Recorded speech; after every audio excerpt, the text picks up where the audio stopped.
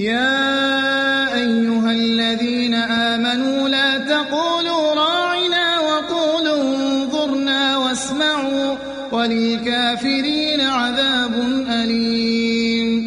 اے لوگو جو ایمان لائے ہو، رائنا نہ کہا کرو بلکہ انظر نہ کہو اور توجہ سے بات کو سنو، یہ کافر تو عذاب علیم کے مستحق ہیں۔ ما يود الذين كفروا من أهل الكتاب ولا المشركين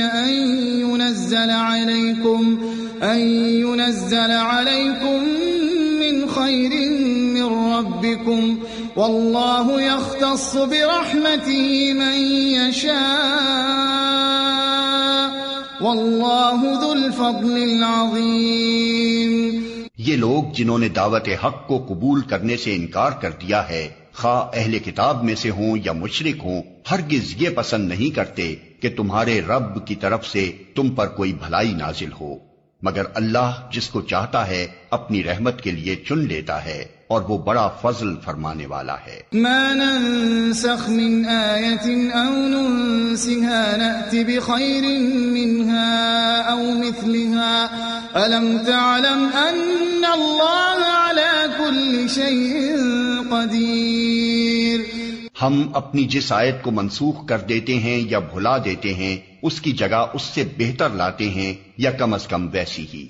کیا تم جانتے نہیں ہو کہ اللہ ہر چیز پر قدرت رکھتا ہے؟ ألم تعلم أن الله له ملك السماوات والأرض وما لكم من دون الله من ولي ولا نصير۔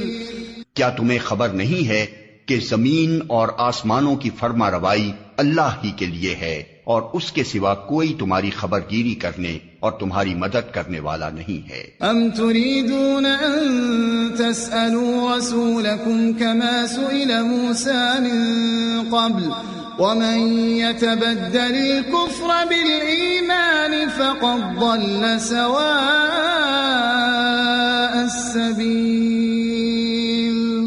پھر کیا تم اپنے رسول سے اس قسم کے سوالات اور مطالبے کرنا چاہتے ہو جیسے اس سے پہلے موسیٰ سے کیے جا چکے ہیں؟ حالانکہ جس شخص نے ایمان کی روش کو کفر کی روش سے بدل لیا وہ راہ راست سے بھٹک گیا۔ وَدَّ كَثِيرٌ مِّنْ أَهْلِ الْكِتَابِ لَوْ يَرُدُّونَكُمْ مِّن بَعْدِ إِيمَانِكُمْ كُفَّارًا حَسَدًا مِّنْ عِندِ أَنفُسِهِم مِّن بعد ما تبين لهم الحق فاعفوا واصفحوا حتى يأتي الله بأمره إن الله على كل شيء قدير۔ اہل کتاب میں سے اکثر لوگ یہ چاہتے ہیں کہ کسی طرح تمہیں ایمان سے پھیر کر پھر کفر کی طرف پلٹا لے جائیں، اگرچہ حق ان پر ظاہر ہو چکا ہے، مگر اپنے نفس کے حسد کی بنا پر تمہارے لیے ان کی یہ خواہش ہے۔ اس کے جواب میں تم عفو درگزر سے کام لو یہاں تک کہ اللہ خود ہی اپنا فیصلہ نافذ کر دے۔ مطمئن رہو کہ اللہ تعالی ہر چیز پر قدرت رکھتا ہے۔ وَأَقِيمُوا الصَّلَاةَ وَآتُوا الزَّكَاةَ وَمَا تُقَدِّمُوا لِأَنفُسِكُم مِّنْ خَيْرٍ تَجِدُوهُ عِندَ اللَّهِ إِنَّ اللَّهَ بِمَا تَعْمَلُونَ بَصِيرٌ۔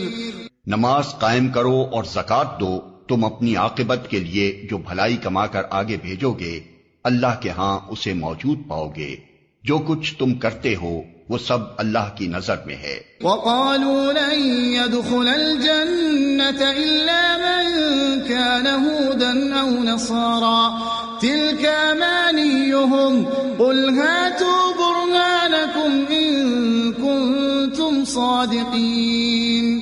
ان کا کہنا ہے کہ کوئی شخص جنت میں نہ جائے گا جب تک کہ وہ یہودی نہ ہو یا عیسائیوں کے خیال کے مطابق عیسائی نہ ہو، یہ ان کی تمنائیں ہیں۔ ان سے کہو اپنی دلیل پیش کرو اگر تم اپنے دعوے میں سچے ہو۔ بَلَىٰ مَنْ أَسْلَمَ وَجْهَهُ لِلَّهِ وَهُوَ مُحْسِنٌ فَلَهُ أَجْرُهُ عِندَ رَبِّهِ وَلَا خَوْفٌ عَلَيْهِمْ وَلَا هُمْ يَحْزَنُونَ۔ دراصل نہ تمہاری کچھ خصوصیت ہے نہ کسی اور کی، حق یہ ہے کہ جو بھی اپنی ہستی کو اللہ کی اطاعت میں سونپ دے اور عملاً نیک روش پر چلے، اس کے لیے اس کے رب کے پاس اس کا اجر ہے، اور ایسے لوگوں کے لیے کسی خوف یا رنج کا کوئی موقع نہیں۔